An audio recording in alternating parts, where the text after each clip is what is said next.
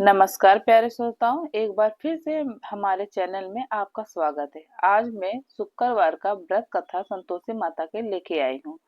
बहुत समय पहले की बात है। एक बुढ़िया काकी थी जिसके परिवार में बड़ा था। उसके साथ सात बेटे थे। 6 बेटे तो बहुत परिश्रमी थे और दिन रात कमाकर खाने खा लेते थे, परंतु सातवां बेटा थोड़ा सीधा और सरल स्वभाव का था। वह घर के कामों में हाथ बटाता था, लेकिन बाहर जाकर धन नहीं कमाता था। बूढ़ी माँ अपने 6 बेटों को तो गरम गरम खाना पकवान और सुंदर भोजन परसती थी, लेकिन सातवें बेटे को भाइयों के भोजन के बाद बची हुई खाना जूठन खिला देते। बेचारा भोला भाला यह समझता था कि माँ उसे सबसे अंत में इसलिए खिलाती है क्योंकि वह छोटा है। एक दिन सातवें बेटे की पत्नी ने उसे रसोई की एक दरार से यह सब देखने को कहा। जब उसने देखा कि माँ उसे सचमुच जूठन खिला रही है तो उसका हृदय छलनी हो गया। उसने उसी क्षण निर्णय लिया कि वह अब इस घर में बोझ बनकर नहीं रहेगा। वह अपनी पत्नी से विदा लेकर परदेश निकल पड़ा।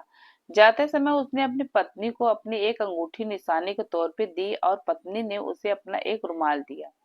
वह लड़का चलते चलते एक बड़े नगर में पहुंचा। वहां एक सेठ की बड़ी दुकान थी। उसने सेठ से काम मांगा। सेठ ने उसकी ईमानदारी देख के उसी मुनीम रख लिया। लड़के ने अपनी मेहनत से सेठ का व्यापार इतना बढ़ा दिया कि कुछ ही महीनों में वह सेठ का दाया हाथ बन गया। उसे धन, वैभव, सम्मान सब मिल गया, लेकिन काम के व्यस्तता में वह अपनी पत्नी को भूल सा गया। इधर घर पर उसकी पत्नी की दशा अत्यंत दयनीय हो गई। उसके सास ससुर जेठानियों उसे दिन भर जंगल से लकड़ियां कटवाती, चक्की पिसवाती और खाने के लिए उसे आटे की भूसी की रोटी और फटे हुए नारियल के खोल में पानी देती थी। वह बेचारी दुख के आंसू पीकर रह जाती, परंतु कभी किसी से शिकायत नहीं करती थी।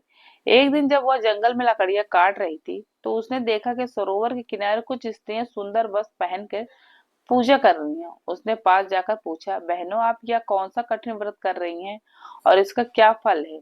उन स्त्रियों ने बताया, यह संतोषी माता का व्रत है। इसे करने से दरिद्री धनी हो जाता है और निसंतान को संतान मिलती है। बिछड़े हुए परिजनों को वापस जाते हैं और घर में सुख शांति का वास होता है। और उस स्त्री ने व्याकुल होकर विधि पूछा। स्त्री ने बताया कि यह व्रत लगातार 16 शुक्रवार तक करना होता है। सवा आने तक यह यथाशक्ति का गुड़ और चना लेकर माता को पूजा करती है।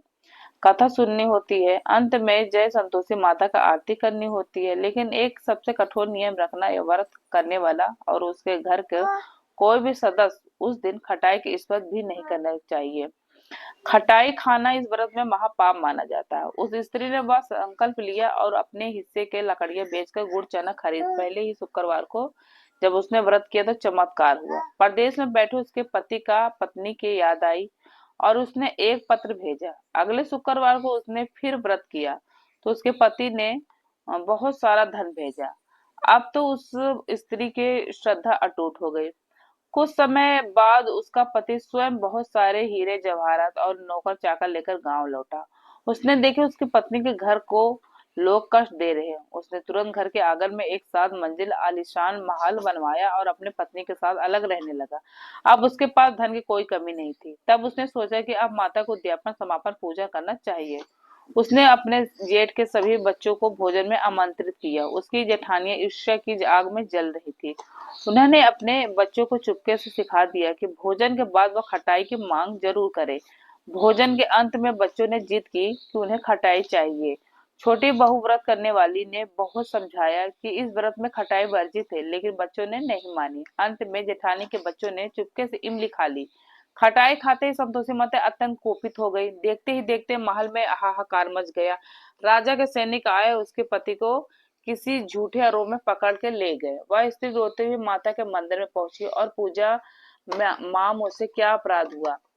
माता ने साक्षात दर्शन दिया। कहा, पुत्री, तुमने अपने उद्यापन में खटाई का प्रयोग होने दिया, इसलिए संकट आया। उसने रोते हुए क्षमा मांगी और अगले शुक्रवार को पुनः विधि विधान से विद्यापन किया। इस बार उसने ब्राह्मणों को बुलाकर भोजन करवाया और उन्हें पालन पहले ही सख्त चेतावनी दे दी कि कोई भी खटाई का नाम तक नहीं लेगा। पूजा संपन्न हुई और माता प्रसन्न हुई। जैसे पूजा समाप्त हुई, उसके पति बेइज्जत बरी होकर घर लौट आया। उसकी सास की जेठानियों ने भी माता की महिमा देखी और अपनी गलतियों की क्षमा मांगी। पूरे संतोषी माता का नाम का जय जयकार होने लगा। घर में दूध पूत और लक्ष्मी के स्थायी वास हो गई। इस प्रकार जो भी व्यक्ति संतोषी माता का यह व्रत श्रद्धा पूर्वक करता है और खटाई से दूर रहता है, खट्टे से दूर रहता है, माता उसकी हर मनोकामना पूर्ण करती है। बोलो संतोषी माता की जय। आप लोग को ये कथा कैसे लगा? अगर अच्छा लगा हो तो कमेंट में जरूर आप लोग बताइएगा, और वीडियो को लाइक सब्सक्राइब जरूर कर दीजिएगा। तब तक के लिए जय संतोषी माता की जय। हम मिलते हैं